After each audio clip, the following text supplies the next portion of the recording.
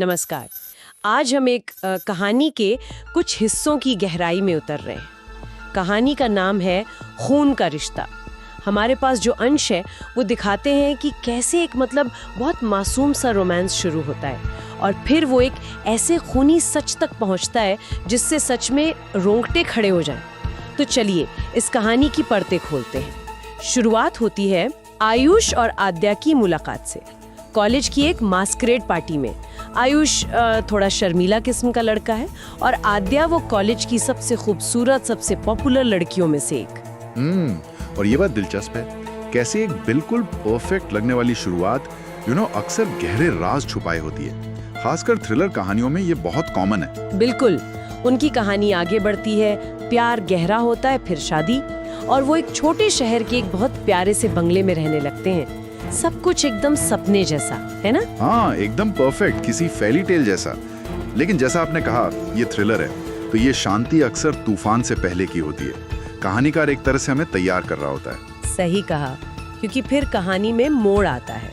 Ayush notice करने लगता है कि आद्या के बर्ताव में कुछ अजीब बदलाव आ रहे हैं, जैसे रात में एकदम से डर कर उठ जाना या फिर बेवजह गुस्सा करना, और पूछने पे वो बस टाल देती है।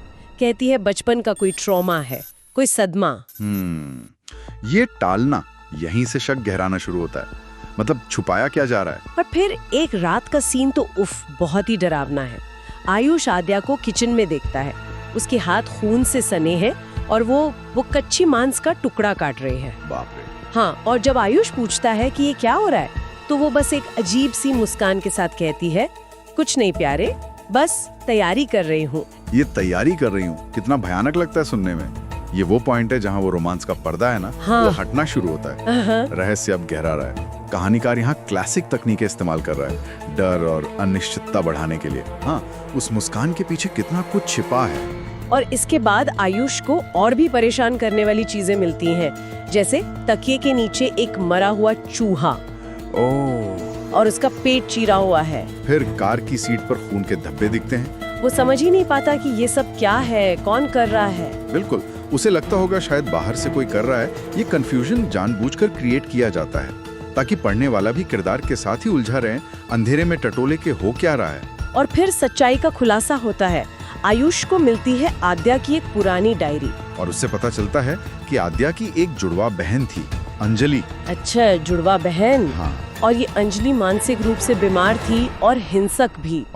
और माना ये जाता था कि उसने अपने माँ बाप की हत्या की थी और फिर खुद एक आग में मर गई थी। लेकिन डायरी में कुछ और था, है ना, वो आखिरी एंट्री। हाँ बिल्कुल, डायरी की आखिरी एंट्री सब कुछ बदल देती है।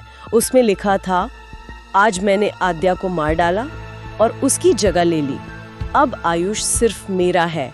अंजलि, कातिल उसकी पागल बहन अंजलि के साथ रह रहा था। ये जो इविल ट्विन या बुरी जुड़वा वाला ट्रोप है ना, ये थ्रिलर और हॉरर में इसीलिए इतना पावरफुल होता है। ये पहचान के संकट और धोखे का सबसे गहरा डर जगाता है कि जिस पर आप भरोसा करते हैं वो ही कोई और निकले। सोचकर ही डर लगता है। हाँ, और यहाँ ये सिर्फ एक ट्विस्ट नहीं है, ये अंजलि के जुनून को दिखाता है। वो सिर्फ आद्या की जगह नहीं ले रही, वो आयुष के लिए आद्या बन गई है। और जैसे ये राज खुलता है, अंजलि जो आद्या बनी हुई थी वो सामने आ जाती है, हाथ में एक मीट क्लीवर लिए हुए। Meat cleaver?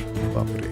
हाँ, उसके कपड़े खून से सने हैं और वो अपने जुनून भरे प्यार का इजहार करती है। मान लेती है कि हाँ, उसी ने आयुष के लिए आद्या को मारा।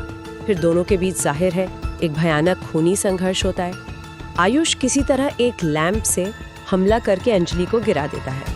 वो फोन की तरफ भागता है मदद के लिए। उसे लगता है बस अब शायद ये खत्म हो गया। लेकिन ये इतनी आसानी से खत्म नहीं होता, है ना। कहानी अपने क्लाइमैक्स पे पहुंच रही होती है। अक्सर जब हीरो को लगता है कि वो जीत गया, तभी विलन पलटवार करता है। हाँ बिल्कुल वही। घायल अंजलि उठ बैठती है, उसके सिर से खून बह रहा है, लेकिन वो हंस रही है। हंस रही है? हाँ, और कहती है तुम मुझे मार नहीं सकते क्योंकि हम अब एक हैं, खून के रिश्ते में बंधे हुए। वो अपना हाथ बढ़ाकर आयुष को बुलाती है, आ जाओ आयुष, अब कोई हमें अलग नहीं कर सकता। और आयुष वहीं खड़ा रह जाता है। उसे समझ आ जाता है कि ये खौफनाक सपना कभी खत्म नहीं होने वाला। क्या अंत है? तो हमने देखा कि कैसे एक प्यारी सी मासूम सी दिखने वाली प्रेम कहानी धीरे धीरे शक, डर, रहस्य थ्रिलर और आखिर में एक कभी न खत्म होने वाले खौफ में बदल गई। धोखे की परतें, पहचान का वो भयानक संकट और एक जुनून का वो रूप जो सब कुछ छीन लेता है। बिल्कुल, और कहानी का ये अंत एक बहुत गहरा सवाल छोड़ जाता है मेरे ख्याल से। क्या कुछ रिश्ते, खासकर वो जो इतने गहरे जुनून और खून से सींचे गए हों, क्या वो वाकई कभी पीछा छोड़ते हैं, या वो मौत के बंधन से भी परे जाकर किसी न किसी तरह जुड़े रहते हैं? ये सोचने वाली बात है। इंसान का जुनून उसे कहाँ तक ले जा सकता है?